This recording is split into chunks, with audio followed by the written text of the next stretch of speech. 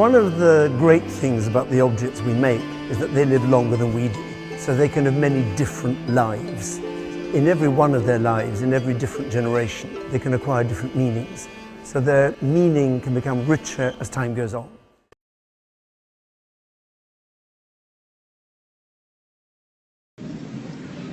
Mohammad Reza Pahlavi had ruled Iran for almost 40 years. He lived in a world apart from his people. He was kept in power by a vicious security service and the fifth largest army on earth, equipped with American weaponry. He ignored calls for democracy. He let the nation's vast oil wealth go only to the few. He promoted Western culture, enraging millions of Muslims.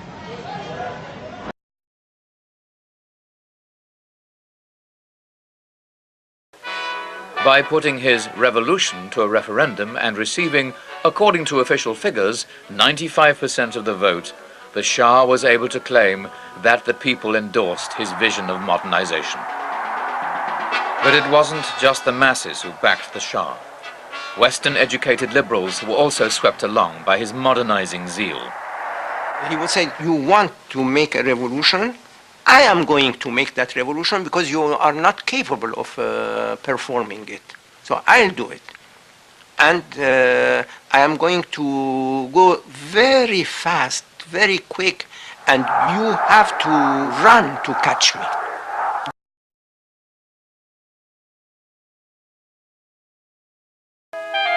Like his father, the Shah encountered the most stubborn resistance from the Shiite clergy. And, like his father, the Shah dismissed these criticisms as the reactionary views of a medieval mindset. If you are unhappy that your country makes progress, if you are unhappy that your country is saying goodbye to a feudalistic system, if you are unhappy that half of the population of your country, the women, are emancipated, well, this I cannot help.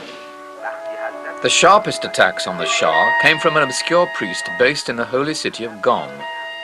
Ruhollah Khomeini preached against the Shah's reforms, claiming that the emancipation of women was against Islamic law, and accusing the Shah of being a puppet of foreign powers. In June of 1963, Khomeini was arrested and serious rioting broke out in Tehran and in other parts of the country. The Shah hesitated. Unwilling to stain his white revolution with blood, he refused to call out the army. His prime minister had to take the responsibility. The army went into action and several hundred people died. Order was restored and Khomeini was exiled to Najaf, a Shiite holy city in neighboring Iraq, where he continued to preach against the Shah.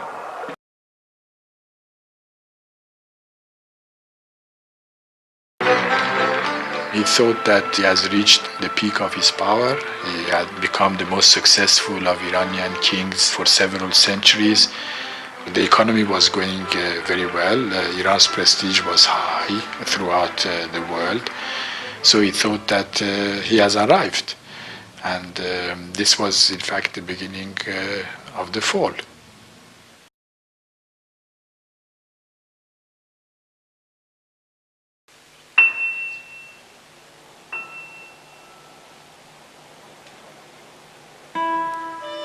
The Shah's fall began among the ruins of Persepolis, the seat of Persia's ancient Achaemenid kings, Darius and Xerxes.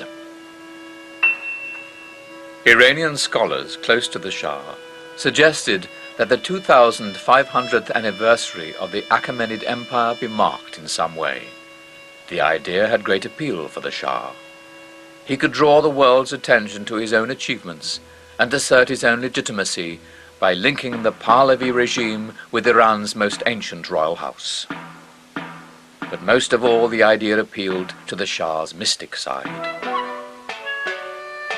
He felt a bond between himself and the first Achaemenid king, Cyrus the Great, whose simple tomb was at Pasargad near to Persepolis.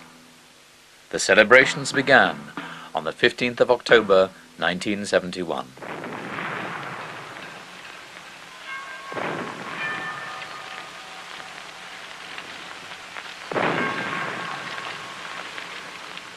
In a voice charged with emotion, the Shah addressed the spirit of the long-dead king. شاهنشاه ایران و از جانب ملت من. O Cyrus, great king, king of kings, Achaemenian king, king of the land of Iran, I, the Shah of Iran, offer thee salutations from myself and from my nation. For him, this moment was the essence of what he called the great civilization. He wanted to go into history as a new Cyrus. The great civilization for him was a combination of Cyrus the Great and of economic and social development. After honoring the memory of Cyrus, the Shah was joined by 50 heads of state for the main event.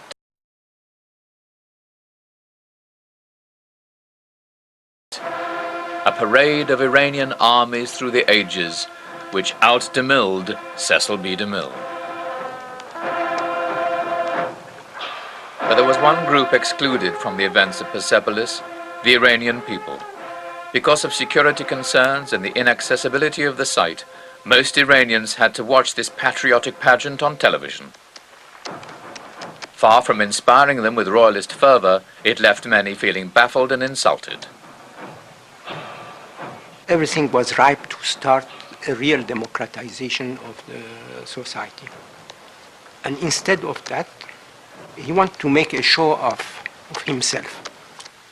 And this is where a parting between him and the people starts. He felt bonded to and at one with Cyrus, the ancient Achaemenid monarchy, the whole grand history of Iran, and its cultural achievements. But this was some kind of mystical association which the Iranian people weren't plugged into. They didn't know what he was doing. After the event, human rights groups were flooded with lists of prisoners' names. They began to investigate and publicize claims of the detention, torture, and execution of political prisoners in Iran. خدمت شما عرض بکنم که در اون سالها زندان یه چیز وحشتناکی بود. من یه چیزی میگم شما یه چیزی میشنوید. اصلا طرز برخوردشون، صحبتشون خیلی با ما وحشیانه و سخت بود. یکی دو بار انسان رو مثلا با پا 6 ساعت آویزون میکردن، 2 ساعت آویزون میکردن که اصلا انسان فکر میکرد که همه دنیا الان داره مغزش رو متلاشی میکنه. An international campaign began which was to blacken the Shah's reputation. The Shah was baffled by the attacks, for at the same time as some in the West portrayed him as an oppressive dictator, Western leaders were urging him to spend billions to become the policeman of the Gulf. The Shah could never understand how he could be the object of both bitter vilification and sycophantic praise.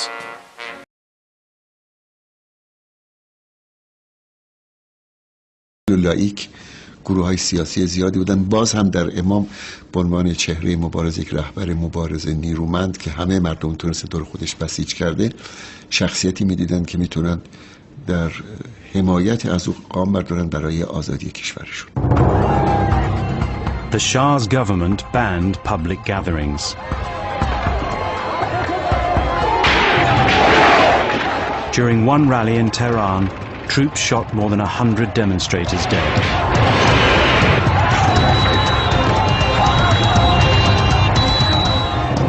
ولی منتظر بودیم که پیام امام بیاد. The King of Kings went on TV and embraced the revolutionaries.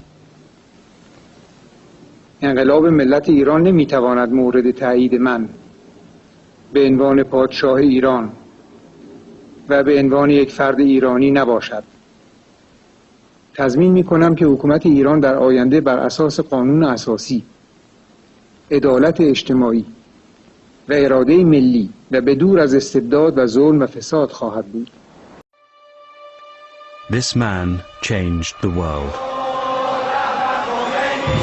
He took Iran and made it an inspiration for a new, uncompromising strand of Islam.